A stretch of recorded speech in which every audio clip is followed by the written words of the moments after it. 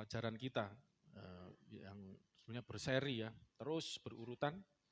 Kalau minggu lalu kita belajar tentang Allah yang dikenal ya, berarti ada Allah yang tidak dikenal ya, karena banyak orang mengaku mengenal Allah, tapi sesungguhnya mereka belum mengenal ya. Dan minggu lalu sudah saya jelaskan bagaimana Allah yang dikenal itu diajarkan oleh Rasul Paulus. Ya, ketika dia ada di Athena, Paulus memberitakan tentang Allah yang dikenal, Allah yang sejati.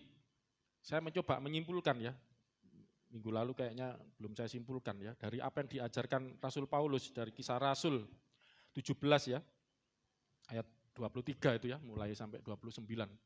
Ketika Paulus memberitakan tentang Allah yang dikenal ya kepada orang-orang waktu itu ya, dan ini jadi pelajaran buat kita. Saya mencoba menyimpulkan, Allah yang dikenal itu adalah yang pertama dijelaskan sebagai pencipta ya. Itu di ayat mana dikatakan kepada Allah yang menjadikan, Allah yang telah menjadikan bumi dan segala isinya ya, pencipta. Kemudian Allah yang dikenal itu juga disebut penguasa atau Tuhan atas ciptaan. Karena dikatakan Allah yang telah menjadikan bumi dan segala isinya, Ia, Allah pencipta tadi, yang adalah Tuhan atas langit dan bumi. Jadi penguasa, pemilik atas ciptaannya yang diciptakan tadi.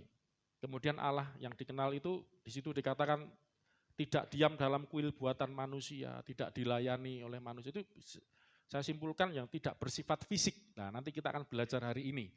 Kalau Allah itu tidak physically seperti ciptaan, ya, semua ciptaan itu ada dua jenis ya, yang kelihatan dan yang tidak kelihatan. Kata Kolose pasal 1 ayat 16 itu ya. Ada yang kelihatan dan yang tidak kelihatan. Yang kelihatan ini fisik, yang tidak kelihatan ada makhluk roh ya. Masuk sorga. Sorga itu diciptakan Tuhan ya. Malaikat, iblis itu dulu juga malaikat itu. Nah, Allah sendiri tidak bersifat fisik ya. Nanti kita akan lihat. Sudah dijelaskan ya minggu lalu ayat-ayatnya, nanti bisa buka lagi Kisah Rasul 17 itu ya, 23 sampai 29. Terus kemudian Allah yang dikenal, Allah yang benar ya, itu memberikan kehidupan, karena dialah yang memberikan hidup dan nafas dan segala sesuatu kepada semua orang. Jadi Allah yang sejati itu adalah Allah yang memberi kehidupan. Kemudian yang kelima, mengatur seluruh ciptaan. Saya harusnya minggu lalu menyimpulkan ini. Ini saya lihat-lihat lagi loh, belum saya kasih kesimpulan per detil ya. Mengatur seluruh ciptaan ya, karena di situ dikatakan dia memberi hidup dan nafas pada semua orang.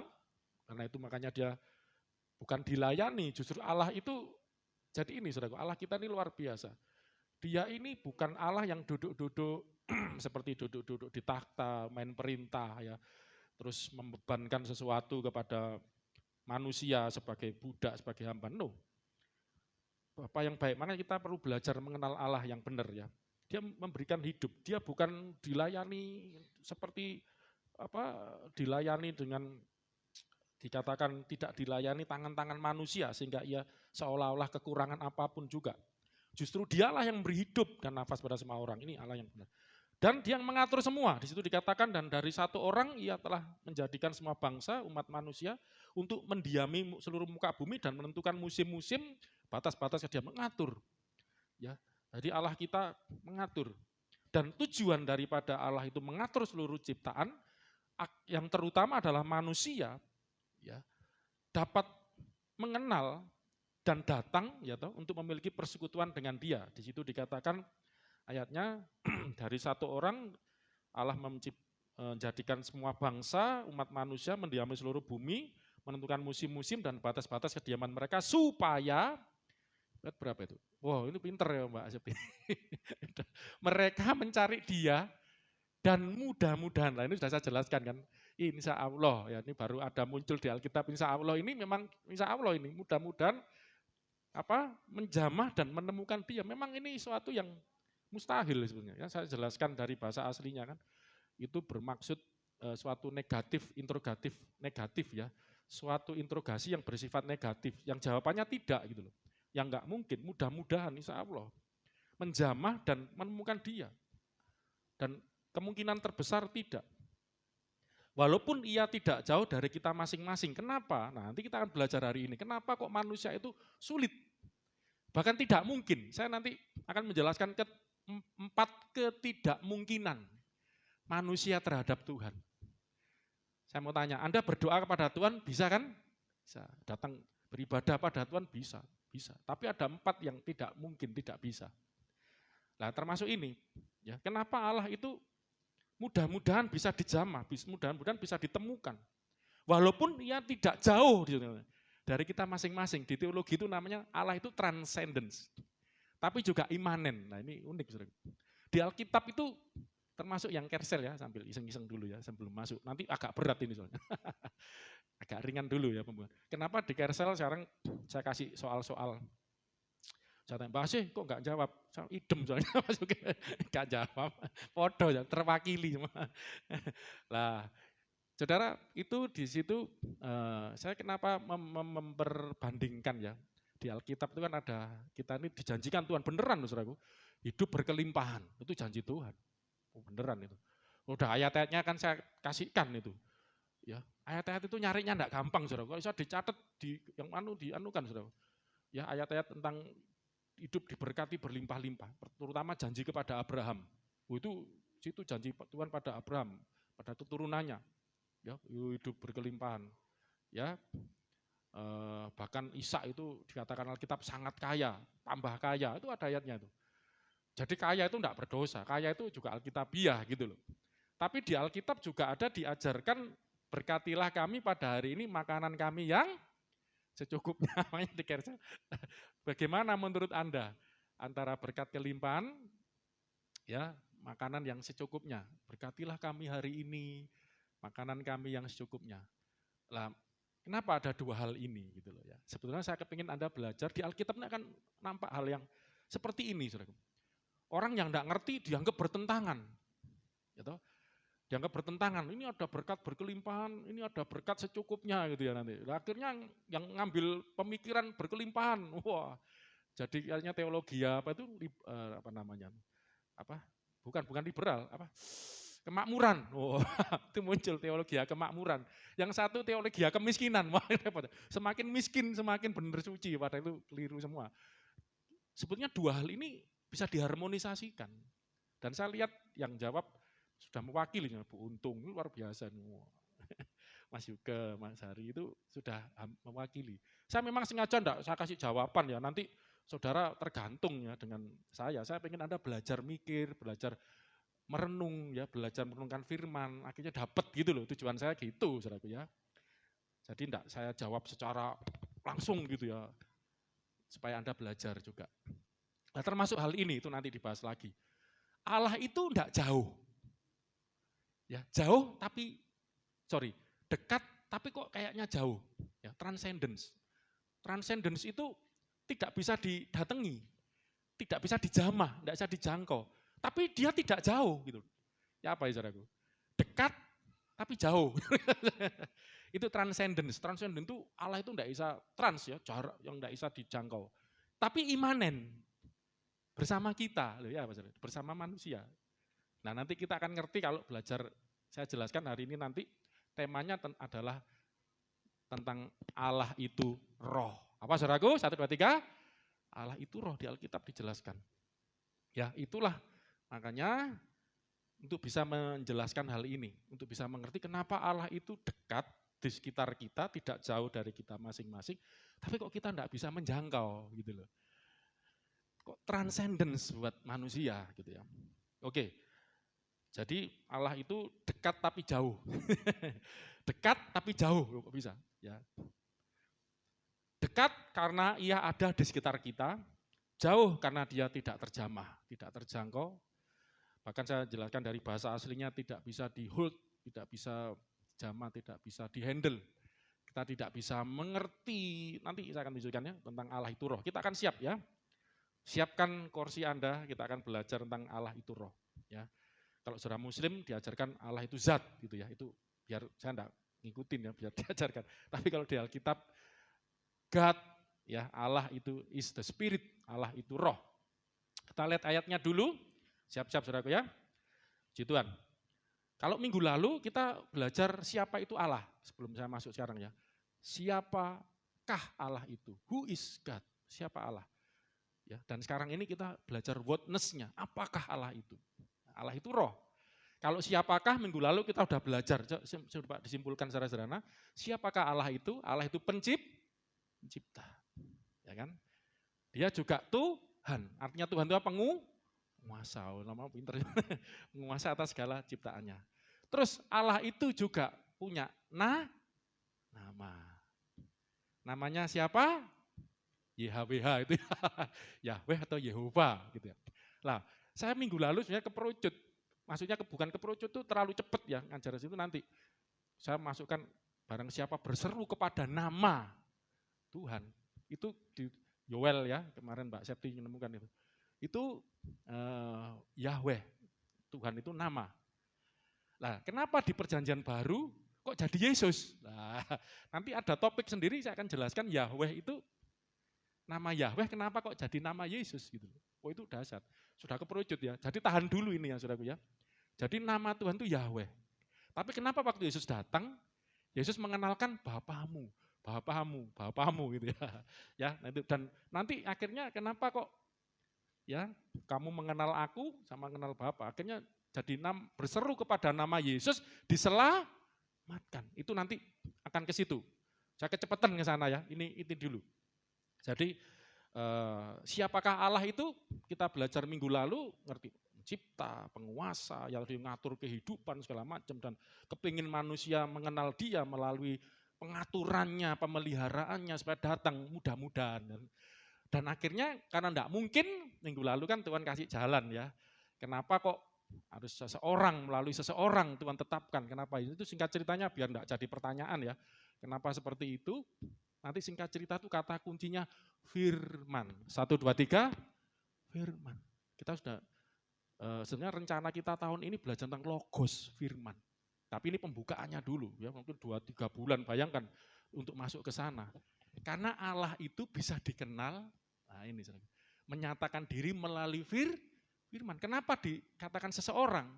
Yang dimaksud tentu Tuhan Yesus kan, yang melalui kebangkitan kematiannya datang ke dunia. Itu karena firman itu menjadi manusia gitu. Jadi cara kerjanya Tuhan tidak berubah. Dan itu nanti saya akan ada topik khusus belajarkan tentang Allah itu menyatakan diri setelah pelajaran whatness ini ya. Nanti caranya. Jadi saya pakai sistem who dulu kan. Siapa Tuhan itu? Anda harus ngerti kan. Paling tidak minimal 3 tadi. Siapa Allah itu? Pencipta, penguasa Tuhan ya. Terus apa tadi? Punya nama. Dan jenisnya adalah pencipta, Khalik ya, bukan makhluk. Nanti dari sini kita akan bahas lagi. Namanya punya nama kan, namanya YHWH, Yahweh. Terus kenapa kok jadi Yesus? Itu nanti ditahan dulu, di-keep dulu. Ya. Dan ternyata untuk manusia bisa menjamah Tuhan, bertemu dengan Tuhan tidak gampang, tidak mudah. Nah, tujuan saya mengajarkan hari ini whatness, apakah Allah itu supaya Anda ngerti. Jadi kalau kita ini bisa datang beribadah kepada Tuhan, itu suatu kasih karunia. Katakan kasih karunia, 1, 2, 3, kasih karunia. Jadi gini loh, kadang orang Kristen itu kayak seenaknya kan, wah pokoknya ke gereja, pokoknya berdoa. Supaya Anda ngerti ketika Anda dapat datang kepada Tuhan, itu benar-benar suatu kemurahan Tuhan. Karena Allah itu mudah-mudahan, saudaraku, insya Allah dapat engkau jamah. Mudah-mudahan dapat engkau handle, dapat engkau temukan. Tapi orang Kristen dapat jaminan gitu loh. Nah ini kan pelajarannya langsung kan. Wah, Yesus adalah jalan benar. Jadi langsung bisa ketemu Bapa. Lah ini saudara harus ngerti dulu supaya bersyukur gitu loh. Maksud saya Anda bersyukur. Ternyata ketika saya berdoa didengar Tuhan, ketika saya datang kepada Tuhan disambut, dia memeluk diriku. Itu enggak gampang gitu loh. Bukan karena Anda hebat, Anda baik, no. Bahkan sebenarnya enggak mungkin gitu lah. Saya kan ini witness-nya ini kan Anda belajar apakah Tuhan itu, siapa Tuhan itu. Ya, oke, kita akan masuk ke apakah Tuhan itu ya. Allah itu roh. Yohanes 4 ayat 24, cepat. Yohanes 4 ayat 24. 2 ayat ya tentang Allah itu roh. Duh, satunya enggak saya catat. Nanti ada juga. Yohanes 4 ayat 24. 1, 2, 3. Allah itu roh. Barang siapa nyembah dia. Lah, haruslah menyembah dalam apa, saudaraku? Roh dan kebenaran. Oke, ya, kelihatan kan di situ ya. Satu lagi di dalam sorry. 1 Korintus.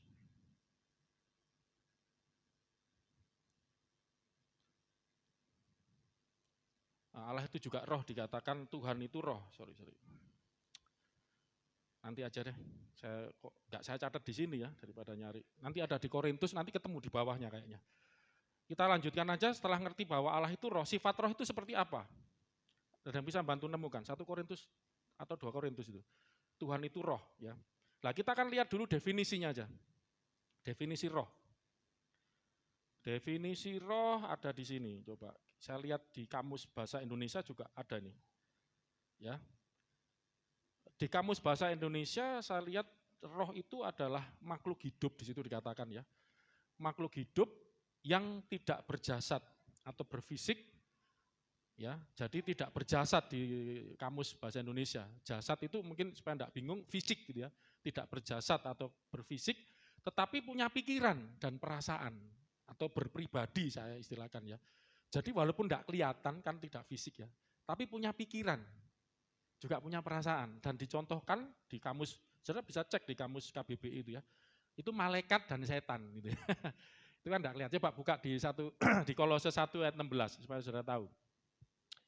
Kolose 1 ayat 16. Kolose 1 ayat 16. Baca sama-sama saudaraku. 1, 2, 3. Karena di dalam dia ini ayat 15 itu adalah Yesus ya. Adalah telah diciptakan segala sesuatu yang ada di mana? Di sorga dan yang ada di bumi. Dialah itu Yesus ya, firman, sebagai firman mencipta yang di sorga, di bumi, yang, saudara sama-sama, yang kelihatan dan yang tidak kelihatan. Ya toh? Singgasana, kerajaan, pemerintah, penguasa lah. Makanya saudara enggak usah heran di Efesus itu pemerintah udara, roh jahat. Jadi penghulu. Jadi ada struktur saudara. Ya, di alam roh sama di alam dunia. Lain kali kalau belajar tentang setan ya, iblis itu juga punya struktur. Ada jenderalnya, penghulunya, ada kerocok-kerocoknya. Itu ada. Maaf, Anda mungkin yang dihadapi itu kerocok-kerocok. Kerocok ini bahasa apa ini? Cecungnya gitu. Itu aja udah kerepotan gitu ya. Apalagi nanti hadapi yang penghulu-penghulu. Kalau dicatat di Alkitab sempat penghulu-penghulu itu apa contohnya? Apa? Beelzebul gitu ya. Kalau legion itu bukan nama sebenarnya. Legion itu kan jumlah karena banyak. Waktu itu yang 2000 babi itu loh saudaraku.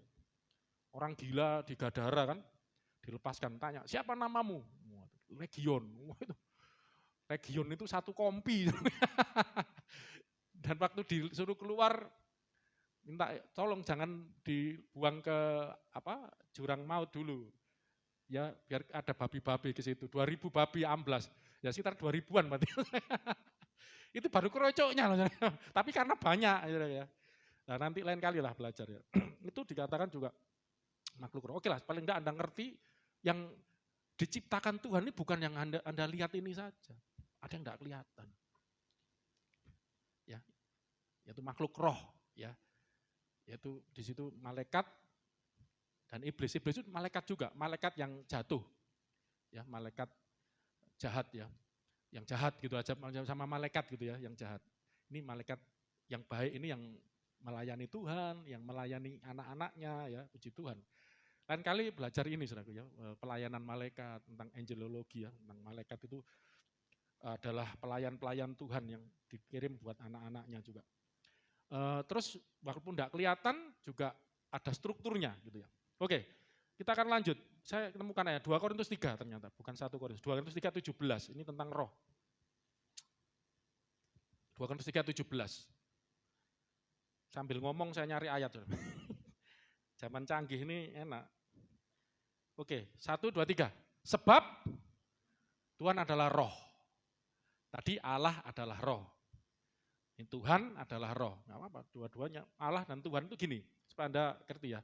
Allah itu memang artinya pencipta, ya kan?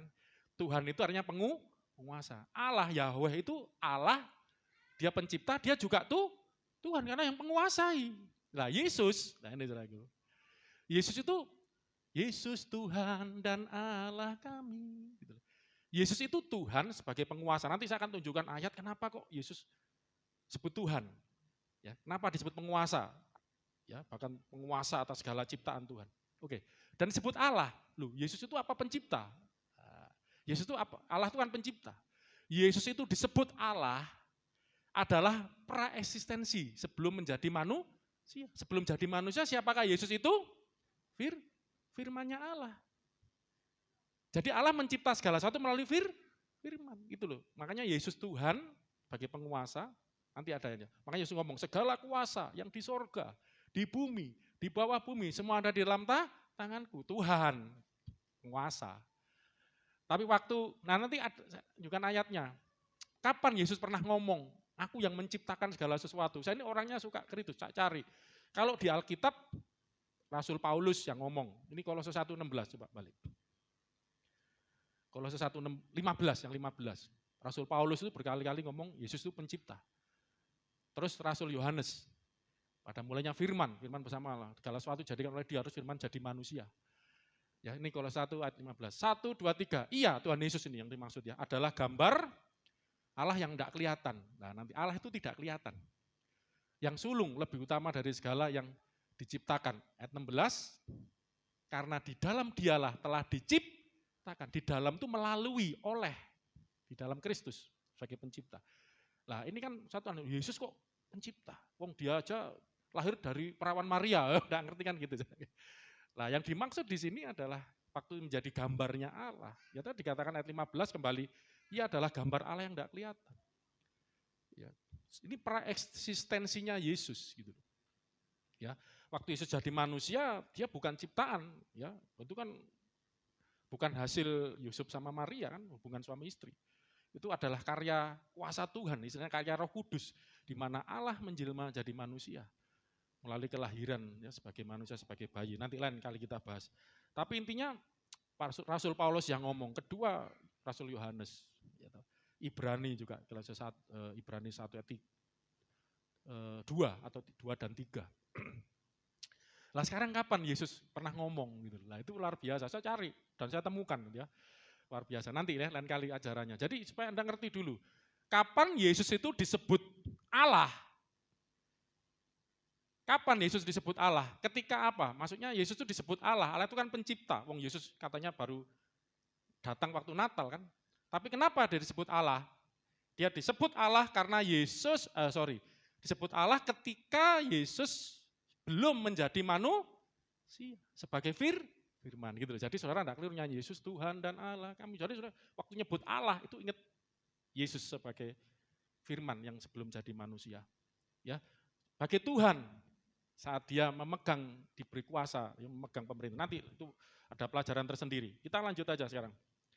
Sekarang untuk roh ini, saya akan membuat definisi yang baru ya, karena kita mendefinisikan roh ini untuk Allah, untuk Khalik, untuk pencipta, bukan makhluk. Karena roh ini definisi dari bahasa Indonesia ini terbatas untuk makhluk.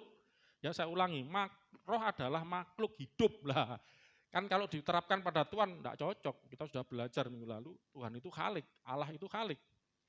Ya, kalau Allah itu roh yang jadi bukan makhluk. Saya mendefinisikan suatu kehidupan. Ya toh? Karena di situ makhluk hidup. Karena kita tidak menyebut Allah itu sebagai makhluk, tapi sebagai Khalik, pencipta. Makanya saya mendefinisikan di sini yaitu suatu kehidupan. Apa saudaraku? 1, 2, 3? Kehidupan. Ya, nah, yang berpribadi ya toh, punya pikiran, perasaan ya. Tapi tidak berwujud fisik. Tidak berjasad sehingga tidak bisa dilihat apalagi dijamah, apalagi dihampiri lah itu ya. Kita akan melihat Allah tidak berfisik sebagai manusia. Ya. Kita akan melihat sehingga manusia ini tidak mampu untuk, kita lihat ini minggu lalu sudah ya, untuk datang kepada Tuhan. Kisah Rasul 17 ayat 29. Yang 29 aja langsung. Kisah Rasul 17 ayat 29. Nah, ini saudara, bahwa Allah itu tidak bersifat fisik. Ayat ini juga ngomong tadi, selain Allah itu roh, Tuhan itu roh, ya, ayat 17, 29. Nah nanti kok ada Tuhan Yesus? Yesus kan kelihatan lah, itu nanti ada penjelasannya sendiri. 1, 2, 3, karena kita berasal dari keturunan Allah, kita tidak boleh berpikir bahwa keadaan ilahi sama seperti emas, perak, atau batu, ciptaan kesenian, atau keahlian manusia. Saya sudah jelaskan minggu lalu, keahlian di sini adalah keahlian pikir. Jadi suatu pemikiran manusia, oh Allah itu seperti ini, tidak boleh. Sudah tidak boleh. Oh Allah itu seperti ini, mengira-ngira sendiri, keahlian pikiran, tidak boleh. Anda tahu Tuhan itu seperti apa, dari jelaskan, dengar baik-baik. Kalau gitu, kita tidak boleh membayangkan, wah itu dulu gambar, nyembah gambar. Kita tidak boleh membayangkan Allah itu seperti apa. Tak boleh. Seperti tadi, seperti emas, perak, atau benda-benda ciptaan, tidak boleh. Atau bahkan keahlian pikiran, atau kita mereka-reka seperti ini, tidak boleh. Kalau gitu kita, nah ini saya coba kembalikan minggu lalu itu. Kalau gitu kita bisa mengerti Allah, mengenal Allah, bagaimana caranya? Kalau tidak boleh ini, tidak boleh itu, gimana? Menjamah tidak bisa, lihat tidak bisa, gimana? Langsung, orang Kristen itu langsung, saya ngerti. Lah sebetulnya secara jalan melalui penyataan diri Allah. Itu loh bedanya. Dengar baik-baik, ini sering dikhotbahkan pendeta-pendeta, saya senang sejak zaman saya masih dulu ya. Agama itu didefinisikan bagi kita orang Kristen ya, usaha manusia untuk mencari Tuhan, dia beragama. Di situ kan belajar mengenal Tuhan, itu usaha dan untuk mendapat anugerahnya Tuhan, keselamatan segala macam, masuk berkat. Itu usaha manusia. Tapi kekristenan tidak seperti itu. Beda, saudara jangan berpikir seperti itu, kebalik.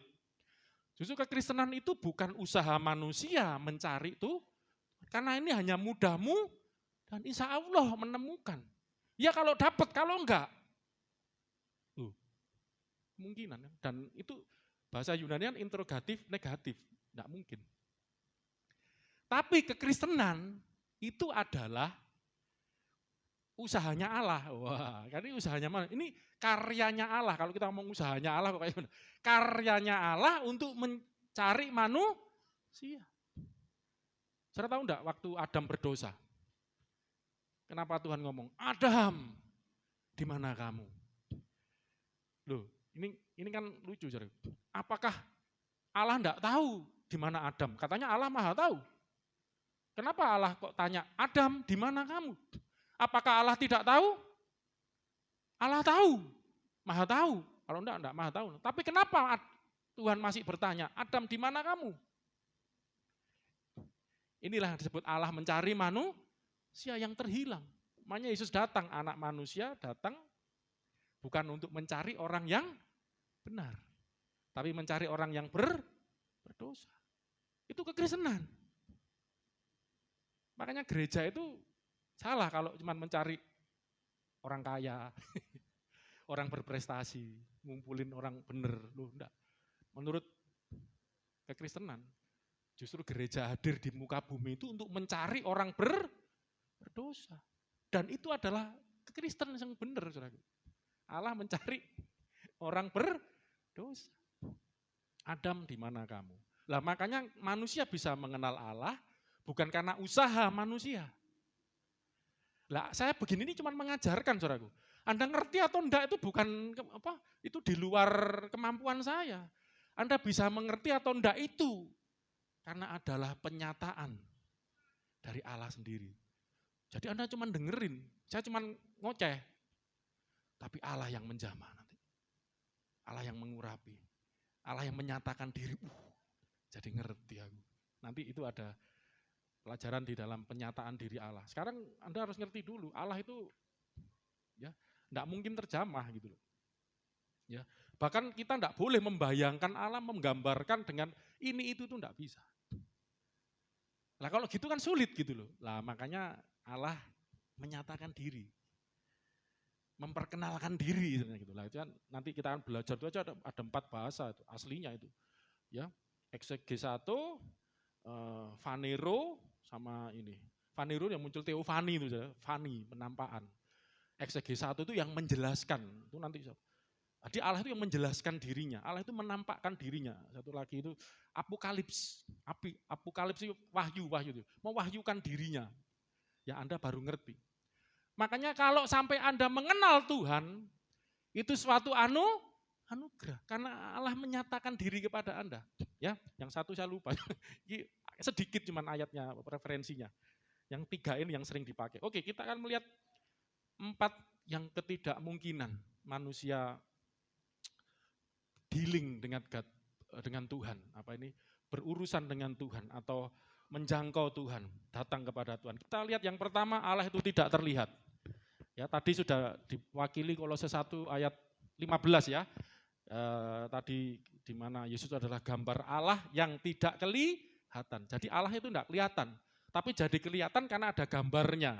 Gambarnya disebut Yesus. Makanya Yesus ngomong, kamu melihat aku sama seperti lihat Bapa. Karena roh itu tidak berjasad, tidak berfisik, ya. Dan bisa dilihat. Ayat selanjutnya Yohanes 1:18. Yohanes 1:18. 1, 2, 3. Tidak seorang pun yang pernah melihat Allah. Tetapi anak tunggal Allah yang ada di pangkuan Bapa, ingat ya bahasa Alkitab ini bahasa-bahasa kiasan, duduk di sebelah kanan Allah, ya, terus di pangkuan Bapa. Kenapa? Nanti saya tunjukkan, ini kiasan semua. Kenapa? Allah itu roh, tidak benda fisik. Mana mangkunya itu? Gimana cara mangku? Kalau Pak Asnan, mangku cucu bisa Pak Asnan ya. Karena ada fisiknya. Lah Allah itu roh. Lah mangku, makanya kadang-kadang saya ini kurang setuju kalau melukis-melukis. Saya ini kapan malah lihat lagi di YouTube. Ya ampun, ya Allah, saya itu gambar Allah Tritunggal. Ya.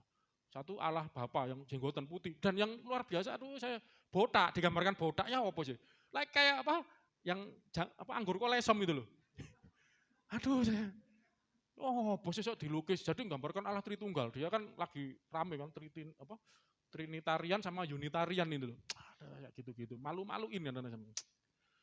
Kok kayak seperti ini ya gitu. Jadi memang Allah itu kita percaya Tritunggal, tapi ojo koyok ngono gambarkan. Allah itu ingat ya, namanya siapa ya? Ya Yehova. Itu roh. Bapa, kita nyebutnya Bapa itu loh saudaraku. Itu roh. Gak bisa dilihat, tidak ada fisik, tidak berjasad. Gitu. Lo digambar orang tua janggut putih, kan lebih tua kan bapak. Terus botak lagi satu yang, kok pakai botak gitu, yang mbok keren kan gitu. Apa yang lukis? Botak bener saudara. Ini gambar janggut Pak anggur kolesom gitu loh. Terus satunya gambarnya Yesus itu ya. Terus atasnya Roh Kudus burung merpati. Aduh. Roh Kudus itu bukan kayak burung merpati gitu. Itu salah satu teofaninya. Teofaninya itu salah satu tuh selain burung merpati api. Roh Kudus itu seperti api juga digambarkan waktu menampakkan diri kayak api. Lah ya apa kadang gitu tuh saya opo sing salah sapa? Sing salah kalau makanya Kristen tuh kalau nggak diajar ya kok ngene iki saudaraku nanti. Dulu sama Chandra kan enggak ngerti nyembah gambar. Dipikir ya enggak apa-apa dulu kan.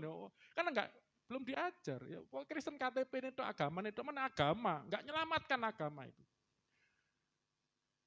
Kristus yang menyelamatkan. Kristus itu penyertaannya Allah. Maka harus ngerti, tidak ada seorang pun yang pernah melihat Allah, tetapi anak tunggal Allah. Terus, tetapi ada penjelasannya. Kenapa anak tunggal lagi? Karena satu-satunya. Kita kan anak-anak Allah juga. Karena kita kalau diajar doa, Bapak kami atau Bapakku, Bapakku yang di surga.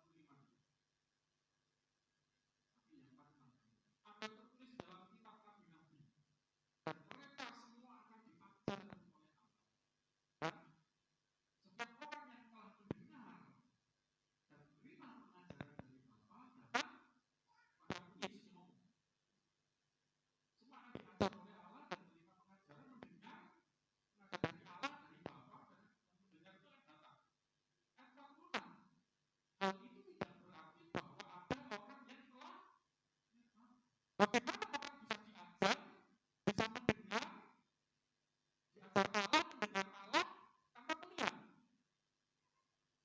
Saya pernah ngajar ekspresi bagaimana Allah bisa mengajar dan orang diajar mendengar Allah mengajar, tapi tanpa melihat. Karena hal itu tidak berarti bahwa ada orang yang tertawa.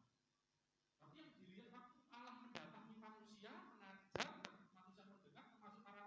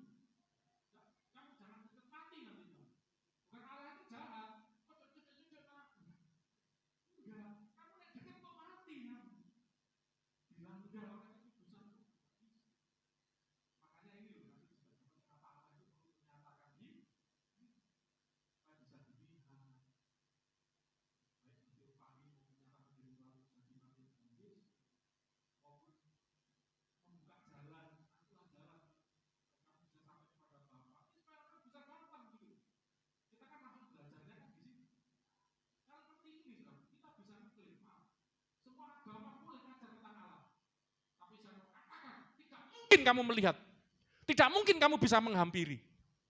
Itu sesuatu yang jauh dari nalarmu, jauh dari pengetahuanmu, jauh dari kemampuanmu, tidak mungkin. Lah makanya kita nih nerima kira ini loh saudara, melalui Yesus ini pengertiannya di situ. Oke, ada lagi yang ketiga, cepat. Ini penting sebenarnya ini. Allah itu tidak terbatas. Coba, Yeremia 23:24. Yeremia 23:24. Sekiranya ada seseorang menyembunyikan diri dalam tempat persembunyian, masakah aku tidak melihat dia? Ya, Adam aja Tuhan tahu kan, di mana kamu kan sembunyi. Tapi dia cari itu kan tanya, Adam di mana kamu? Bukan karena Tuhan tidak tahu. Ini bahasa ungkapan kasih Tuhan. Ya, Tuhan tahu Adam telah berdosa. Aku mencari kamu Adam, datang. Ya akhirnya datang walaupun takut-takut kan. Terus walaupun ada konsekuensi dari dosa, tapi tetap ada pengampunan. Benar enggak saudaraku? Kan dikasih jubah. Dari apa tuh? Kulit itulah binatang. Sedang kulit binatang itu dari mana? Saudara? Berarti ada yang dipersembahkan, jadi korban. Itulah kenapa Habil persembahannya diterima. Itu lain kali belajar tentang korban dengan Kristus ya. Oke lah. Yeremia 23:24 ya. Demikianlah firman Tuhan. 1, 2, 3. Tidakkah aku memenuhi langit dan bumi? Memenuhi langit dan bumi. Saudara mau tahu langit itu seberapa? Coba ayat ini bagus ini. Saya nemu ayat ini bagus. Yeremia 31:37. Memenuhi langit dan bumi. Kalau gitu ukurannya Tuhan, itu ukurannya seperti langit dan bumi kan, memenuhi. Nah sekarang langit dan bumi itu seperti apa? Baca. 1, 2, 3. Beginilah firman Tuhan. Sesungguhnya, seperti langit di atas, baca sama, tidak terukur. Berarti Allah itu tidak terukur. Dan, saya senang ayat ini, dasar-dasar bumi di bawah tidak terselidiki. Saya tanya, bumi itu terukur enggak? Oh, terukur. Loh kan ada diameternya bumi. Tapi yang luar biasa, walaupun orang bumi ini kan bulat. Diameternya berapa yang belajar IPA? Yang SMP masih ingat. Terukur, tapi tidak terselidiki. Sampai hari ini loh Anda menggali ke bumi, banyak hal yang enggak ngerti. Banyak material-material yang tidak terselidiki sampai hari ini. Ini bagus ayat ini ya. Seperti tingginya langit di atas tidak terukur. Dan bumi, dasar-dasar bumi di bawah tidak terselidiki. Bayangan Tuhan itu tidak terukur, tidak terselidiki. Loh, kalau gini loh ya apa caranya Anda mengenal Tuhan? Saya juga kepingin, kalau begini saudara agama apapun, silakan agama apapun. Coba mikir enggak, Allah itu seperti ini. Gimana caranya kita mengenal Allah? Bagaimana kita bisa berseru kepada Allah kalau enggak bisa berseru pada namanya akan diselamatkan. Nah, bagaimana berseru kalau lihat aja enggak? Menghampiri aja enggak bisa.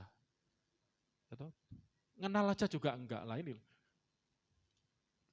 Terus ada ayat lagi bagus ini. Tentang langit, segala langit. 2 Tawarik 2 ayat 6, ini aja, karena banyak. Saya di catatan saya buat banyak, nanti saya PDF-kan, saya kirim di WA Group ya rencana, kalau ini udah jadi ya. Sambil khotbah gini, sambil saya lihat mana yang saya buang, saya tambah. Ada beberapa ayat yang tadi saya skip ya, kayaknya enggak terlalu berhubungan. Oke, 2 Tawarik 2 ayat 6, 1, 2, 3. Tetapi, siapa yang mampu, ini ketika Salomo mendirikan bait Allah ya, Baitullah, Baitul Muqaddas. Tapi siapa yang mampu mendirikan suatu rumah bagi dia? Ini bicara tentang Allah, Yehova. Mereka kan belum ngerti Yesus. Ya firman belum ya ngerti Allah ada firman, ada roh, tapi belum seperti kita ya. Ketika para rasul, Tuhan Yesus datang, para rasul menjelaskan, kita jadi ngeh gitu. Mereka ngertinya Yahweh, ya itu enggak terukur, ya enggak bisa dilihat, enggak bisa dihampiri. Waktu menyatakan teofani dalam api aja mau datang, jangan mati nanti, mati. Musa lo pernah pengen melihat, itu orang ketiga enggak salah, saya lupa itu. Mau lihat aja, Tuhan tutupi tudungi supaya ditunjukkan, tapi kamu akan lihat you will be my back ya. Itu ada tuh, bagus itu ayatnya. Jadi manusia enggak mungkin bisa melihat, enggak bisa menghampiri, dan enggak bisa mengukur Tuhan, menyelidiki Tuhan. Tetapi siapakah yang mampu ketika mendirikan bait Allah ya, suatu rumah bagi dia. Waktu bait Allah jadi, Salomo sedang berdoa, Salomo sadar ya, siapa yang mampu mendirikan suatu rumah bagi dia. Sedangkan langit, 1, 2, 3, bahkan langit yang mengatasi segala langit pun tidak dapat memuat dia. Loh ini Allah itu Yahweh, Bapa kita saya nyebut Bapa aja, Anda jelas. Bapa itu tidak bisa dilihat, roh tidak terukur, tidak bisa dihampiri. Tapi bagaimana Anda bisa waktu merasakan seperti Bapa sayang anaknya, Anda bisa merasakan, kok bisa gitu? Nah ini loh. Demikianlah engkau mengasihiku, kau jadikan biji matamu, kau berikan seperti Bapa yang bait kedua, sayang anaknya, demikianlah kau menuntunlah. Loh, enggak kelihatan, enggak terhampiri, enggak terukur, enggak terselidiki, kok Anda bisa rasakan ya? Itu semua karena kemurahan Allah di dalam Yesus. Kalau enggak bisa. Ya, langit segala langit pun tidak dapat memuat dia. Dan siapakah aku ini, Salomo? Sehingga aku hendak mendirikan suatu rumah bagi dia. Bait Allah. Dia sadar, berarti rumah ini tidak mungkin bisa menjadi tempat di mana. Tapi, kata bagus, kata selanjutnya, kecuali sebagai tempat apa saudaraku? Untuk membakar korban di hadapannya. Makanya Allah itu tidak berdiam di dalam rumah, kuil-kuil, tempat ibadah. Tidak bisa membatasi Tuhan. Jadi kalau disederhanakan Allah itu tidak bisa dibatasi ruang. Bahkan nanti akan Anda belajar Allah juga tidak bisa dibatasi waktu. Ya, jadi tidak bisa dibatasi. Bahkan ada ayat yang bagus di sini. Ulangan 4 ayat 36. Ini Mahadir, Tuhan Mahadir itu bisa tunjuk di sini. Dia tidak bisa dibatasi, tapi dia bisa menyatakan diri. Ulangan 4:36. 1, 2, 3. Dari langit, ia membiarkan apa saudaraku? Engkau mendengar suaranya untuk mengajari engkau. Terus di bumi, ia membiarkan engkau melihat apinya, teofaninya yang besar. Dan segala perkataannya kau dengar dari tengah-tengah api. Saya mau tanya, Tuhan itu bicara dari langit atau dari api?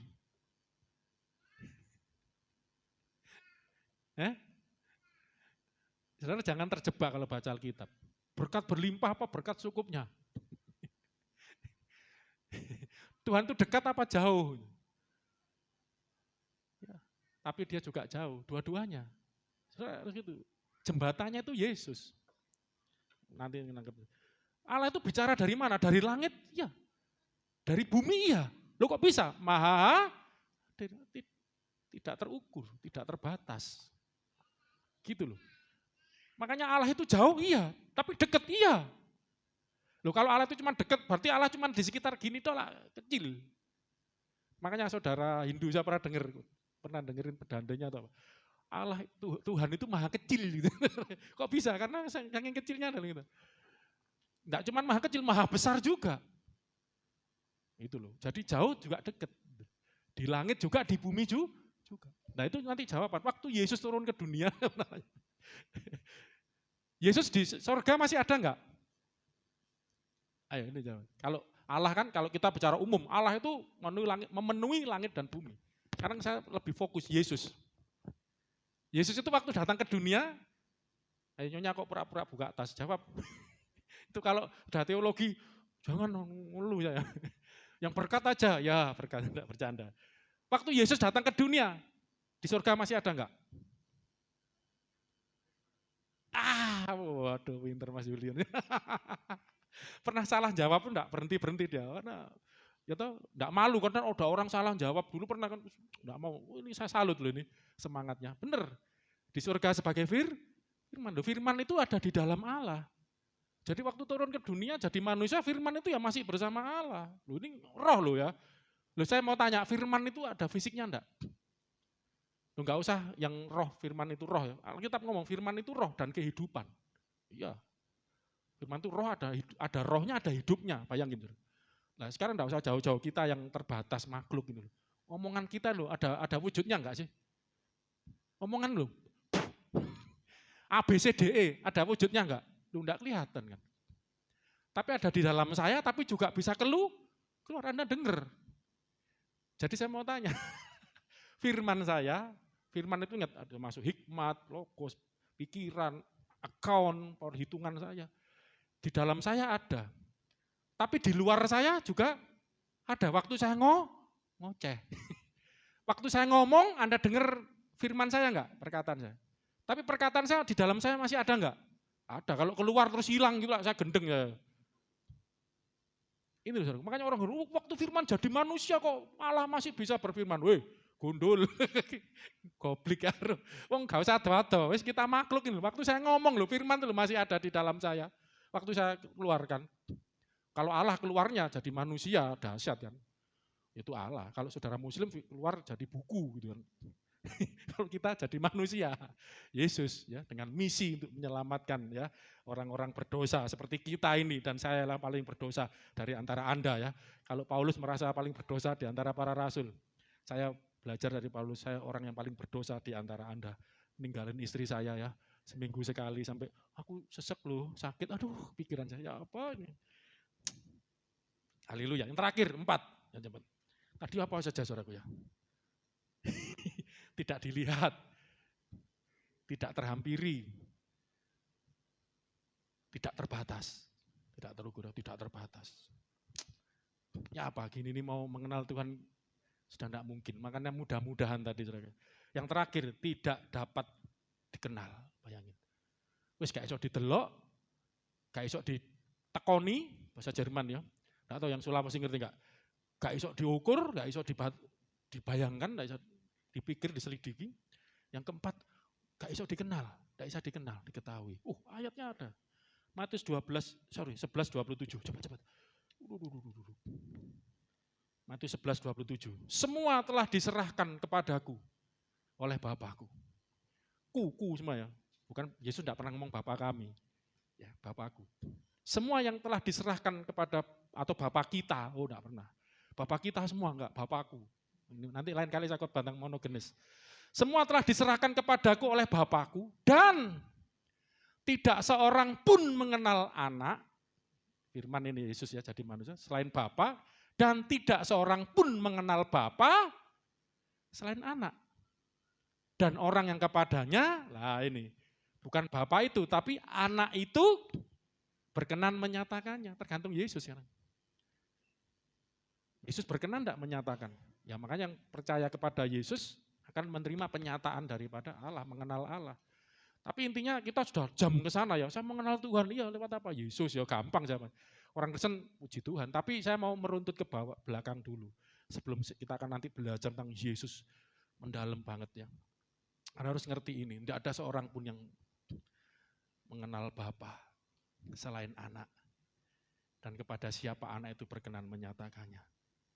Tidak mungkin, coba ada lagi ayatnya. Lukas, ini sama ini. Tidak dapat dikenal. Lukas 10, ayat 22. Wah saya punya ayat banyak kok tidak saya catat ya. Ini karena terbatas ininya loh, memorinya ya. Lukas 10, ayat 22. Baca lagi saudaraku. 1, 2, 3. Semua telah diserahkan kepadaku oleh Bapakku, terus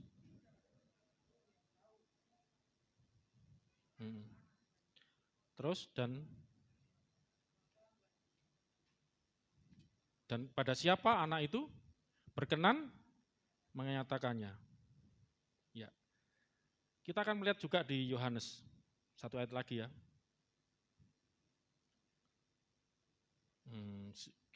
Kita lihat Yohanes pasal 14 ayat 7. Oh, ini aja dulu. Yohanes 10 ayat 15. Yohanes 10 ayat 15. 1, 2, 3. Yohanes 10, 15. Sama seperti Bapa mengenal aku dan aku mengenal Bapa. Nah, ini jadi tidak ada yang mengenal selain anak. Terus ada lagi ini bagus ya ini. Yohanes 8:55.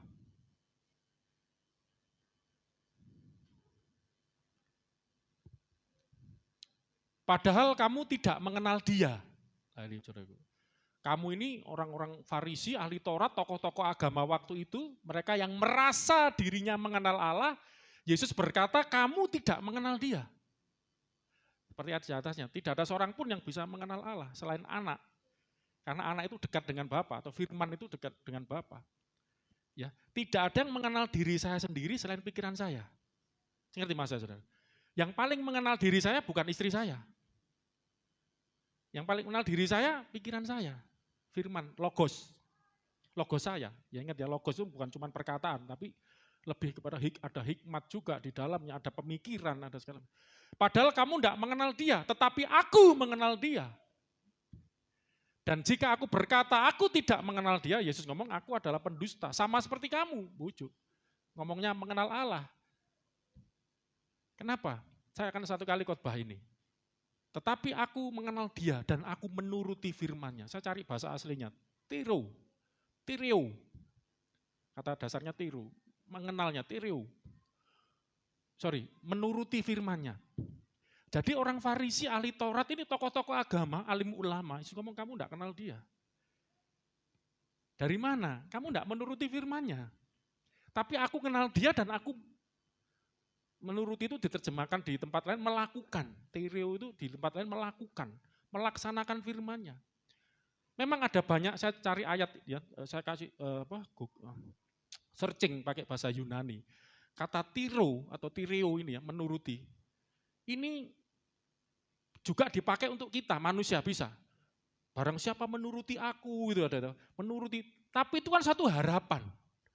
Katakan harapan, 1, 2, 3, harapan. Anda diharapkan menuruti firman Tuhan. Benar enggak saudaraku? Anda harus menurut firman Tuhan. Tapi saya mau tanya, Anda menurut firman Tuhan enggak saudaraku? Jujur kacang hijau, Anda sudah menurut firman Tuhan enggak? Saya mau tanya, Anda ini sudah menuruti firman Tuhan enggak? Kadang-kadang jujur Mas Eka. Berarti kan enggak sempurna kan? Tapi makanya Yesus di sini ngomong, aku mengenal dia, saya selidiki loh kata ini. Dan aku menuruti firman-Nya, apa bedanya dengan kita? Nanti saya akan khotbah khusus tentang ini dahsyat banget. Penyataan dirinya Yesus itu ini salah satunya. Ini seolah-olah kan, Yesus kok nuruti firman, dia firman, bulat otaknya, nggak ngerti, harus dijelaskan nanti. Tidak ada orang yang bisa mengenal Allah. Melihat tidak, menghampiri tidak, mengerti juga tidak. Mengenal juga enggak, hanya anak yang di pangkuan Bapa, yang dekat dengan Bapa. Anak itu apa? Firman kan? Anak Allah itu siapa sih saudaraku? Firman Allah. Seperti saya tadi contoh, yang mengerti diri saya adalah pikiran saya. Roh saya, diri saya ini loh, ngerti. Makanya Yesus itu karena di dalam Allah, Yohanes 8:42, aku datang dan keluar dari Allah. Karena sebelumnya di dalam Allah. Dan dia melihat Allah, dia mendengar Allah. Makanya ada banyak ayat. Dan dia mengenal Allah. Lah, inilah yang menjadi jembatan bagi kita supaya manusia bisa sampai kepada Allah yang Bapa, yang Yahweh, yang Roh tadi yang tidak bisa dilihat dan dihampiri. Makanya saudaraku, ini memang kelihatannya agak mundur ya tentang Allah. Tapi saya ajak untuk nanti maju supaya ngerti. Anda bersyukur banget kalau Anda bisa, akhirnya Anda bisa ngomong aku mengenal. Aku telah mengenal, apa saudaraku? Kasih karunia. Padahal Alkitab ngomong klaim tidak bisa manusia mengenal. Tapi kenapa bisa mengenal? Karena Tuhan Yesus. Pada siapa anak itu berkenan menyatakannya. Anda bersyukur kalau Anda bisa mengenal Allah. Nah saya ingin ini saudaraku ya, ini enggak cuma teori. Anda betul-betul mengenal, Anda betul-betul dekat. Ya toh? Ya toh, Tuhanku rindu masuk dalam hadirat-Mu. Jiwaku menang. Karena kita kenal. Ya, melalui Yesus. Kalau tak ada Yesus, supaya Anda ngerti, Anda tidak mungkin. Anda mau nyanyi kaok-kaok gitu ya. Kalau Anda tidak dalam Kristus, cuma nguap, abab aja saudara. Makanya saya mau kita bersyukur hari ini. Anda bisa datang kepada Tuhan. Itu karena anak itu, firman itu berkenan menyatakan. Minggu depan saya akan lebih jelas konklusikan, menjelaskan bagaimana Allah yang transcendence ini, sekaligus imanen. Allah yang jauh, tapi sebenarnya juga dekat. Itu bisa kita jamah. Pertanyaannya Paulus mudah-mudahan menjawab. Kita jawab amin, aku udah menjamahnya. Itu karena Yesus berkata, aku adalah jalan dan kebenaran dan kehidupan. Tidak ada seorang pun yang sampai kepada Bapa, Yahweh, Yehova. Yang tidak kelihatan, tidak terhampiri, tidak terukur, tidak terbatas, dan tidak bisa dikenal, itu bisa karena melalui aku, kata Tuhan Yesus. Mari kita berdoa, saudara. Kita berdoa. Terima kasih Tuhan. Kita mengucap syukur kepada Tuhan Yesus. Karena kita boleh melalui Dia, kita mengenal Bapa di sorga. Melalui Kristus Yesus. Ucap syukur. Makanya kita perlu ngerti ini supaya kita ini tidak sembrono. Kita tidak memandang enteng, memandang rendah kemurahan Tuhan. Kalau Anda bisa mengenal Allah yang sejati, Allah yang benar, bahkan memiliki persekutuan dengan Dia, itu adalah karena kasih karunia Yesus Kristus. Tanpa itu, tidak ada seorang pun yang dapat datang kepada Bapa. Tidak ada seorang pun yang sampai kepada Bapa. Tidak ada seorang pun yang dapat memiliki persekutuan dengan Bapa. Itu semua karena Kristus Yesus. Makanya saudara perlu mengucap syukur banget akan hal ini. Bersyukur banget. Karena Kristus Yesus. Karena kasih karunia-Nya. Karena kemurahan-Nya. Tuhan Yesus baik buat kita semua. Yesus, Engkau baik, sungguh baik. Sangat baik, Yesus Engkau baik, sungguh baik, sangat baik. Kasih-Mu tak berkesudahan, kasih-Mu kekal selamanya. Aku telah mengenal kasih karunia-Mu. Aku telah mengenal kasih karunia-Mu. Kau kaya, rela jadi miskin, supaya aku jadi kaya. Diturunkan aja ketinggian, main D aja. Sekali lagi sambil bangkit berdiri saudaraku sebelum kita akhiri ibadah kita. Yesus Engkau baik, sungguh baik, sangat baik. Yesus Engkau baik, sungguh baik, sangat baik. Kasih-Mu tak berkesudahan, kasih-Mu kekal, kasih-Mu kekal selamanya. Aku telah mengenal, ucap syukur saudaraku. Aku telah mengenal kasih karunia-Mu. Tanpa Kristus, tanpa kasih karunia-Nya, tanpa pengorbanannya, dari sorga yang mulia datang hina menjadi manusia, jadi hamba, lahir di kandang yang domba yang hina, yang kotor. Oh, jadi manusia yang penuh dengan kelemahan manusia, tapi tidak berdosa, supaya menebus dosa kita. Jadi kaya, hosana, hosana, hosana, hosana, bagi Yesus Allahku. Hosana, hosana, hosana, bagi Yesus Tuhanku. Hosana, hosana, hosana, hosana, bagi Yesus Allahku. Yesus Allah kita, Yesus Tuhan kita, yang menyatakan diri kepada manusia. Bagi Yesus Tuhanku. Sekali lagi sebelum kita berdoa, Yesus, Kau sungguh baik. Ucap syukur, saudaraku. Yesus, Engkau baik, sungguh baik. Ucap syukur buat kebaikannya.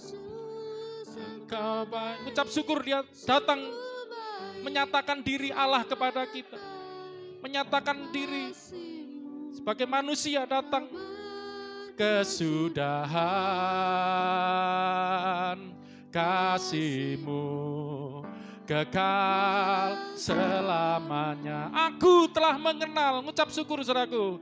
Aku telah mengenal kasih karunia oleh kemurahannya. Kepada siapa anak itu berkenan menyatakannya kasih. Kau kaya rela jadi miskin, kaya rela jadi miskin, supaya aku jadi. Engkau mulia rela jadi hina, kau mulia rela jadi hina, supaya aku jadi mulia, supaya aku jadi mulia. Hosana, hosana, hosana, hosana, bagi Yesus Allahku. Hosana,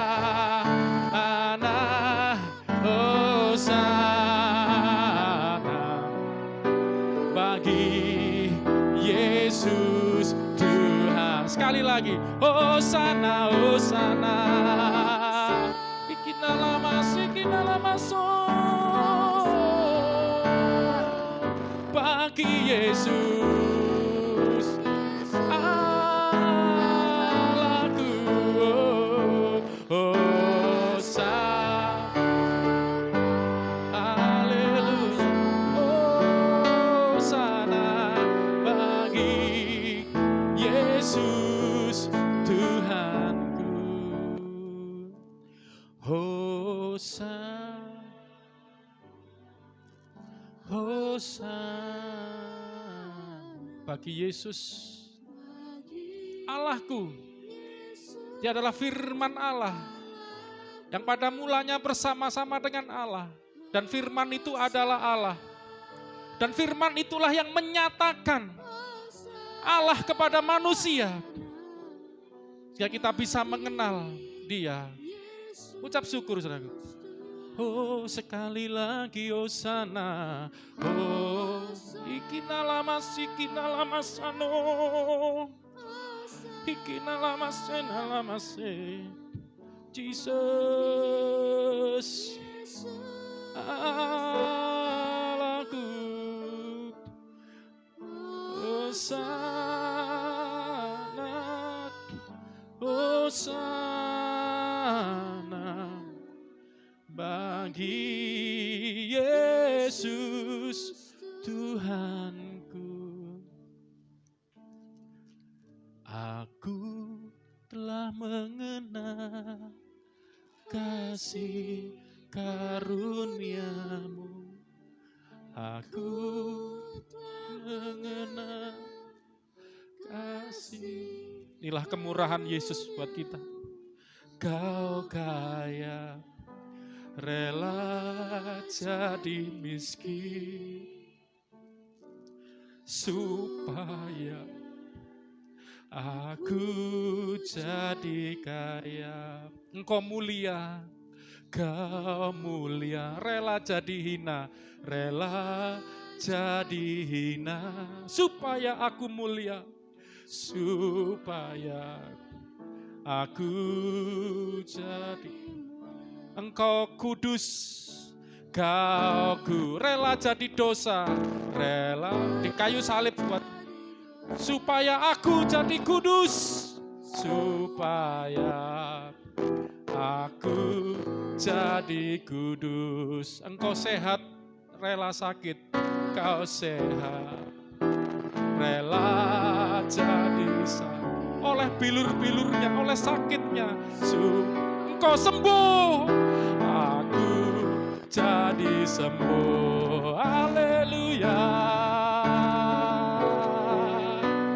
Terima kasih Tuhan. Yesus bukan hanya menyatakan dirinya Allah kepada kita, menyatakan gambaran Allah kepada kita, tapi dia juga melaksanakan karya keselamatannya Allah kepada kita.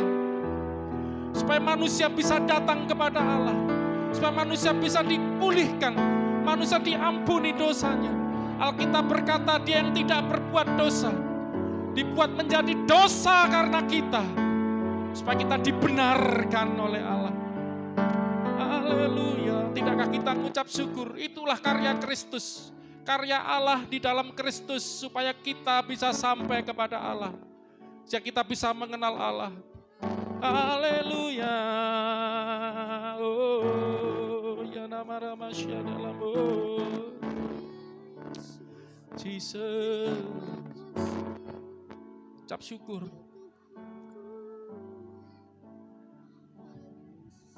Dan kami siap Engkau bawa lebih dalam lagi untuk memiliki persekutuan dengan Allah yang dulunya jauh, yang dulunya gak dikenal, yang dulunya gak terhampiri, yang dulunya gak terselami, tak terbatas bagi kami, yang tidak mungkin kami kenal, tapi sekarang jadi dekat.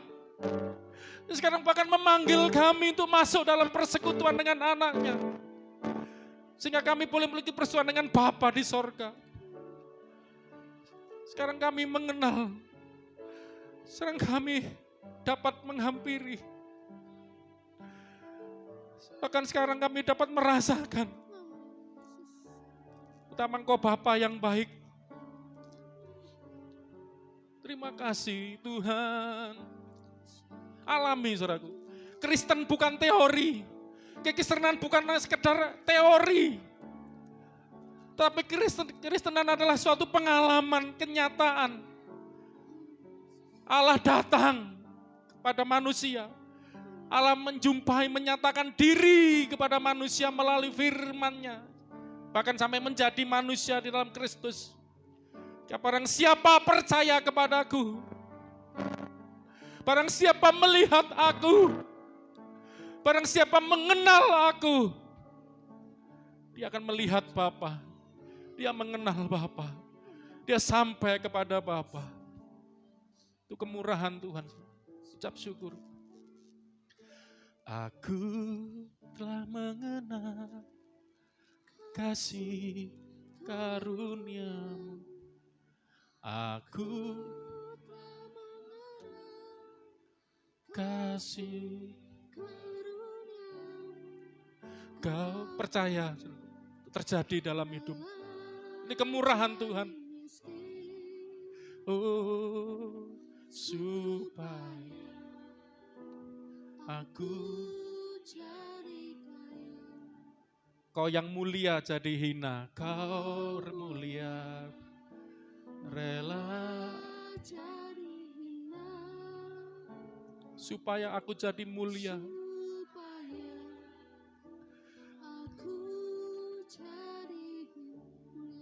Engkau benar, Kau benar, rela jadi dosa, rela untuk menebus kami dosa, supaya kami jadi benar di hadapan-Mu Tuhan, supaya aku jadi benar. Yang terakhir, Engkau yang sehat rela sakit, Kau sehat rela